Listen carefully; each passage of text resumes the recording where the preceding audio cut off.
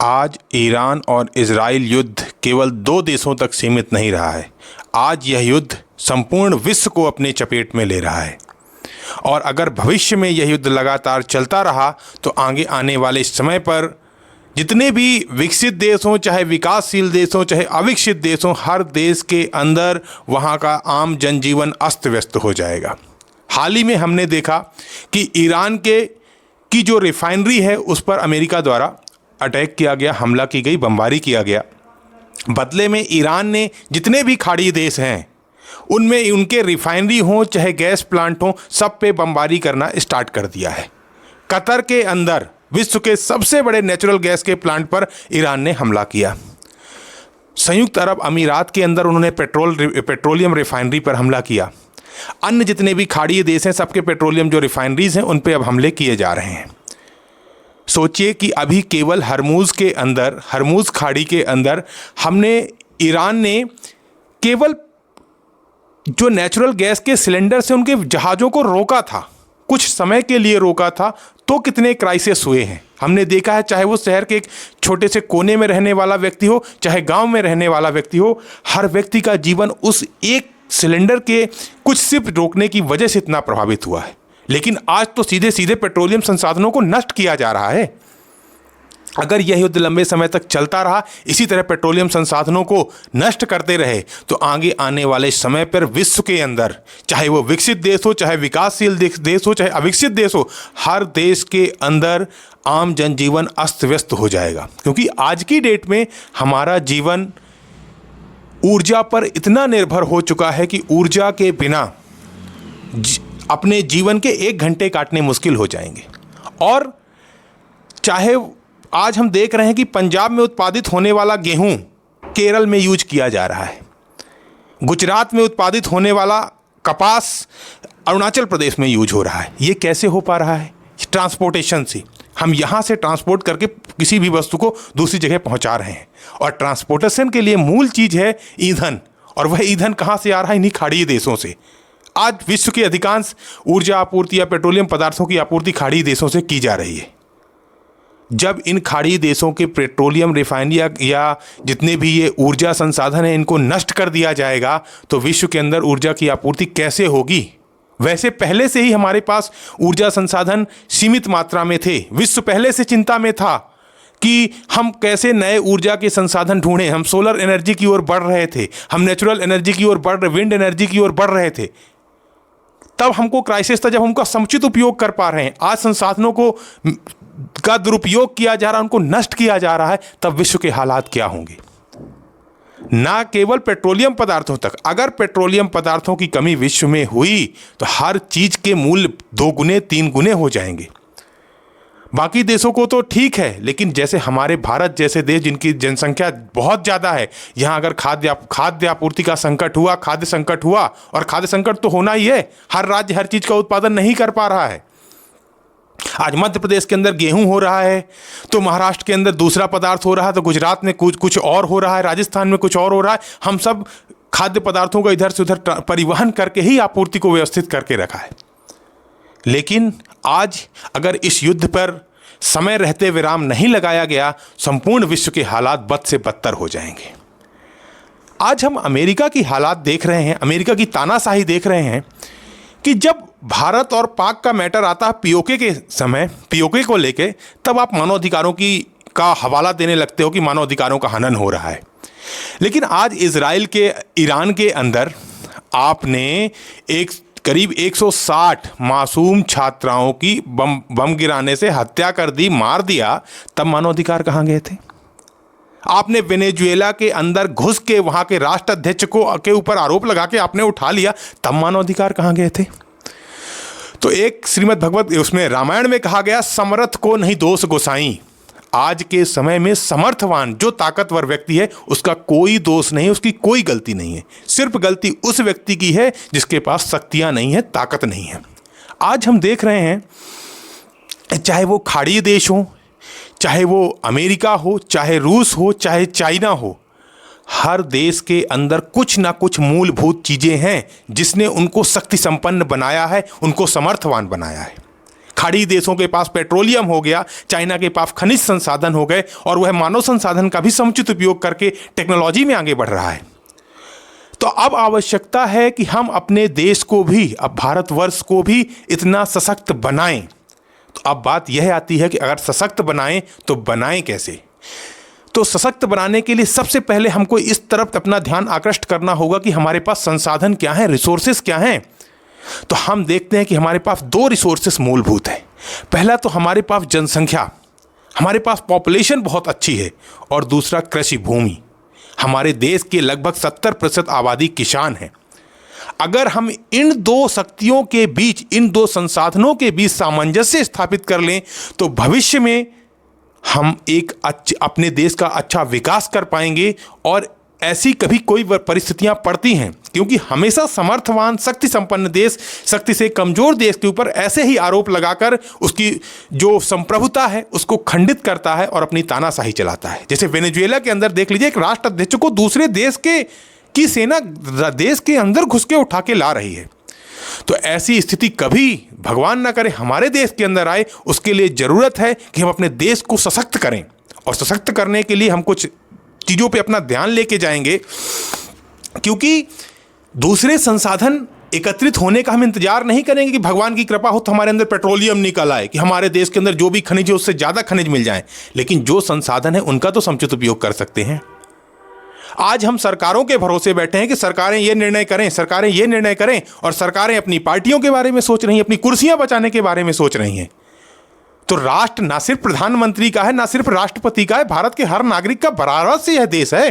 हर नागरिक की बराबर से जिम्मेदारी है कि हम अपने देश को सशक्त करने के लिए प्रयास करें। अब बात यह आती है कि मैं एक सामान्य व्यक्ति हूं, मैं कैसे देश को सशक्त कर सकता हूं, मेरे पास क्या शक्तियां हैं, मेरे पास क्या अधिकार हैं। तो अब बात यह आती है कि मेरे पास बहुत बड़ी ताकत नहीं है, लेकिन एक प्रयास है। मैं इस वीडियो के माध्यम से अपना प्रयास कर रहा हूं देश को सशक्त करने का।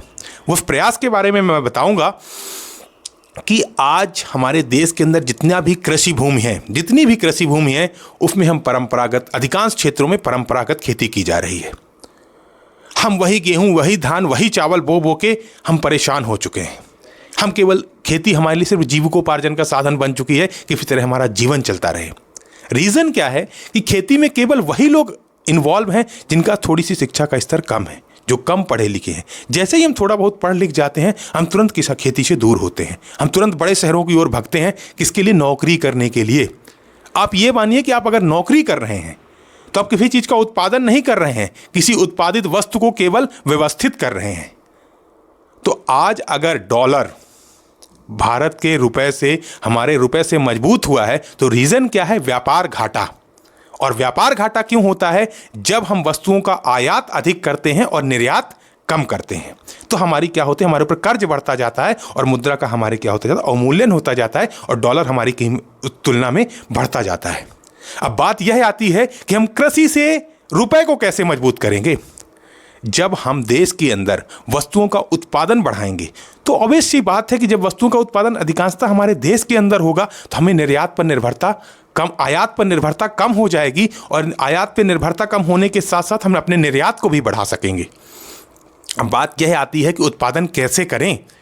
तो अभी मैंने जैसे ही कहा कि आज खेती में केवल वही लोग इन्वॉल्व हैं जो कम पढ़े लिखे हैं, जिसके पास कोई कुछ नहीं काम कर पा रहा, नौकरी नहीं मिली, तब हम खेती पे आ रहे हैं। और आवश्यकता क्या है कि हम पढ़ लिख के उस पर अध्ययन करके एक शिक्षित युवा जिस दिन इस खेती के ऊपर आएगा, तो हमारे दो संसाधनों को जोड़कर हम एक विश्व गुरु या एक बड़ी शक्ति के रूप में उभर कर आएंगे। जिस दिन पढ़ा लिखा युवा खेतों में जाकर खड़ा होगा, खेतों पे उत्पादन करने का प्रयास करेगा। इसके पीछे सिर्फ युवाओं की गलती नहीं है। हमारे भारत के अंदर या कुछ राज्यों के अंदर, मध्य प्रदेश, उत्तर प्रदेश जैसे कुछ राज्यों के अंदर नौकरी को लेकर इतनी सकारात्मकता है, इतने लोग लालायित हैं नौकरी को लेकर कि वो नौकरी के अलावा उन्हें कुछ नहीं दिख रहा है। अगर कोई युवा कृषि क्षेत्र में अच्छा करना चाहता है, बहुत सारे ऐसे चीज़ें हैं जो नवाचार कर सकता है युवा। अभी हाल ही में हमारे एक मित्र से बात हुई, उन्होंने बताया कि मैंने पिछले 1 वर्षों से एक मशरूम फार्मिंग के लिए मैंने ट्रेनिंग करी है, सारा कुछ काम किया है, मैंने पूरा ग्राउंड कर लिया, मैंने प्रैक्टिकल कर लिया है, लेकिन मैं उस चीज़ को इम्प्लीमेंट करना चाहता हूँ। लेकिन इंप्लीमेंट करने के पीछे पारिवारिक दबाव, सामाजिक दबाव कि लड़का पढ़ा लिखा होकर खेती करेगा, तो आप विश्वास मानिए कि वह राष्ट्र निर्माण में योगदान कर रहा है। और नौकरी करने वाला व्यक्ति क्या, नौकरी करने वाला व्यक्ति 4 दिन आपकी प्रतिष्ठा बचा लेगा कि आपका पढ़ा लिखा लड़का जाके शहरों में नौकरी कर रहा है, व्हाइट कॉलर जॉब कर रहा है।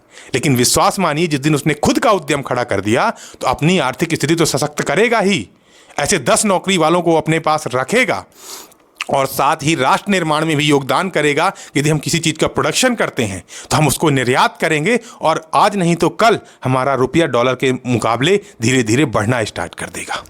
जितने भी कृषि प्रोडक्ट हैं उनका कहीं ना कहीं प्रोसेसिंग करी जाए, प्रोसेसिंग करके छोटे छोटे खाद्य पदार्थों का निर्माण करा जाए, उनका हम एक्सपोर्ट करें। आज हमारे गांवों के अंदर चले जाइए, शहरों में चले जाइए, अधिकांश युवा रील स्क्रॉल करते हुए बैठे हैं। मैं कहता हूं कुछ नहीं कर सकते आप तो कागज के पेपर बैग बनाओ ना, पेपर ग्लास जो आते हैं उनका आप व्यापक मात्रा में उत्पादन करिए, आप उनका एक्सपोर्ट करिए ना। अरब देशों में जहां पानी नहीं ढूंढे मिल रहा, वहां यही डिस्पोजल के जो ग्लासेस हैं, डिस्पोजल के बैग्स हैं, ये काफ़ी यूज़ हो रहे हैं। हम उनका निर्यात करके एक काफ़ी मात्रा में विदेशी मुद्रा अर्जित कर सकते हैं। लेकिन हमारे देश में क्या है, आप पढ़े लिखे हो, आप घर में बैठ लो, आप बाहर जाके 10,000 की नौकरी कर लो तो समाज को मंजूर है, परिवार को मंजूर है। लेकिन आप स्वयं का उद्यम कर रहे हो, मतलब आप कहीं के नहीं, मतलब आप किसी काम के नहीं हो, तब आप उद्यम व्यापार कर रहे हैं। तो हमें यह अपनी सोच बदलनी होगी और कहीं ना कहीं हर व्यक्ति को राष्ट्र के प्रति चिंता दिखानी होगी कि अगर हम जिंदा हैं, हम इस देश की मिट्टी में पैदा हुए हैं, इस मिट्टी का हवा ले रहे हैं, इस मिट्टी का अन्न खा रहे हैं, तो हमें इसका कर्ज उतारने की आवश्यकता है। हमें आवश्यकता है कि हम अपनी क्षमता अनुसार किसी ना किसी प्रकार से एक स्वयं को एक मानव संसाधन के रूप में गिने और मानव संसाधन के रूप में उपयोग करते हुए कुछ ना कुछ ऐसा उत्पादन जरूर करें जो राष्ट्र को आर्थिक रूप से सशक्त बनाने में सहयोग करे। क्योंकि मैं फिर से वही बात रिपीट करूंगा कि समर्थ को नहीं दोष गुसाई, समर्थवान व्यक्ति का कभी भी गलती नहीं मानी जाती, गलती मानी जाती है तो कमजोर व्यक्ति की। तो कोशिश करें कि हम अपने राष्ट्र को कमजोर ना होने दें।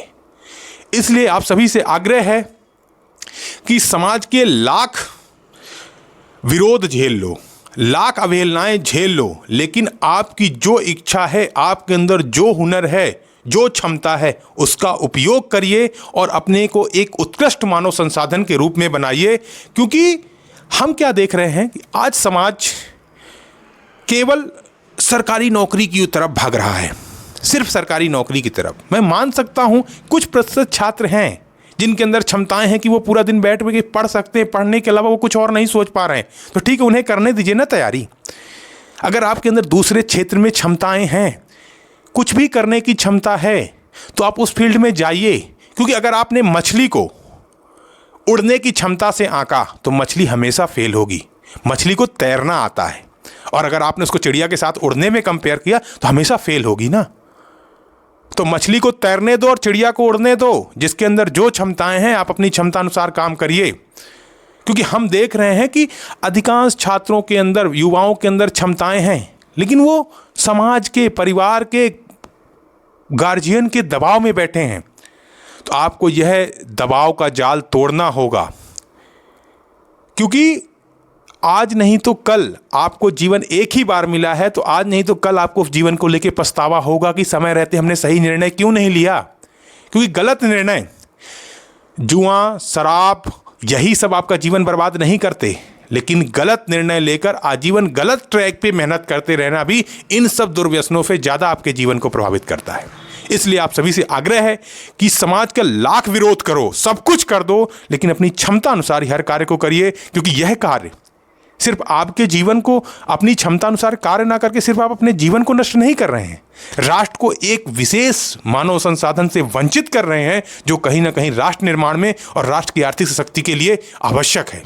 इसलिए आप सभी से आग्रह है कि हमेशा आप सकारात्मक रहें, अपनी क्षमताओं का अवलोकन करते रहें और हमेशा किसी न किसी चीज़ के उत्पादन में, किसी वस्तु के सृजन में, राष्ट्र निर्माण में अपना योगदान करें। बने रहिए युवा चौक के साथ। ऐसे ही विशिष्ट विषयों पर अपनी जानकारी प्राप्त करने के लिए आप युवा चौक के चैनल को सब्सक्राइब कर लें, लाइक करें और लगातार बने रहें। जय हिंद, वंदे मातरम।